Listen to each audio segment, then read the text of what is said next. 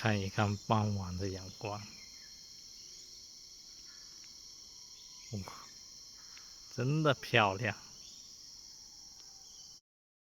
我现在来到了一个叫大溪坑保护区的地方，然後對，今天這就是我來打卡的地方。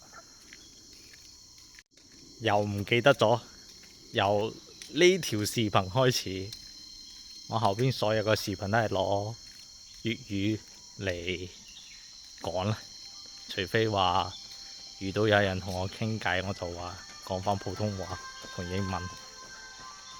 好，從此做個粵語 vlog 嘅，俾你哋睇下呢個太陽，聽呢個聲音，好唔錯。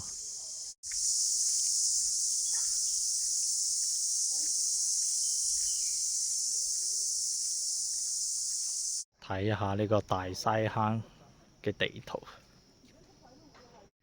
睇到一個老嘢啦，光緒28年，壬寅重修，跟住上邊仲有啲捐銀記50大員，哇！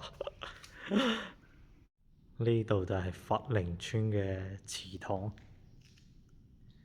跟住佢哋擺滿晒啲獎杯喺度。頭先我見到呢度有個香，就點咗炷香上嚟，有意思。呢個天井望出去，哇！真係好有歷史啦。上邊都長晒啲青苔，呢度都係。我講個佛寧村就係呢個佛寧村，哇！呢度96年咯。我覺得江門啲村啲祠堂都變得整得好靚，好安靜，好舒服。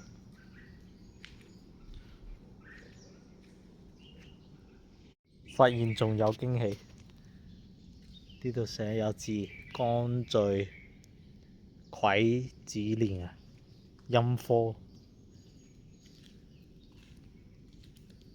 跟住呢度都係光子光緒，哇！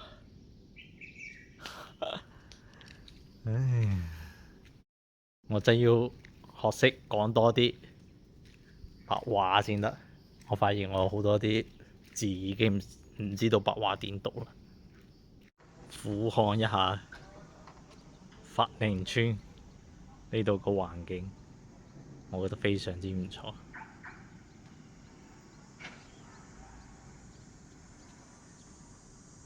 佛寧就係呢個佛寧村，跟住佢個祠堂，呢啲嘢應該都係老古董嚟嘅。哇！上邊呢啲木材仲有浮雕，呢度都係啲木非常之有質感。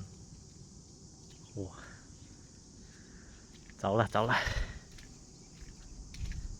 再遠望一下。我頭先見到個老師堂，哇！真係呢度就叫李環羅公祠啊，就呢度李環羅公祠。影一下，有幾隻牛喺度吔草啊，有意思。呢個狗仔又幾忠孝主任喎，咁遠都吠我。